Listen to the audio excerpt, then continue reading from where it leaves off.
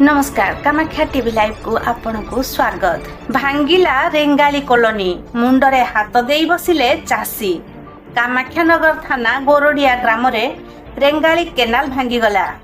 चलित वर्ष रेंगाली केनाल रे प्रथम थर पानी छाड़ी थिबा बेले कामाख्यानगर गोरडिया ग्राम निकट रे केनाल भांगी जाइछि, जहा फल रे गोटिए मुंडरे चाष जमी जलमग्न थिबा बेले तळ मुंडर जमी को जल टोपाई जाई पारुनी।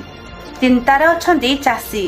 मंगलवार दिन जंत्री जाई एहार तदारक करिसंती। एहाकु नै साधारण महल रे असंतोष प्रकाश पाइछि।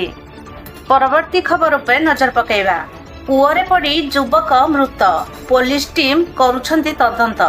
ढेंकानाल जिला परजंग थाना लोधणी ग्राम रे घटी जाइछि दुखद घटना। सूचना अनुसार सेही ग्रामर केशव पानी काढ़िबा समय कुओरे पड़ी जाइथिले ओ सेठारु तांको उद्धार करी डाक्तरखाना को अणा जाइथिला। मात्र डाक्तर सेठारे तांको मृत घोषणा करिथिले। परजंग पुलिस घटनास्थल रे पहुंची तदंत आरंभ करिसंती।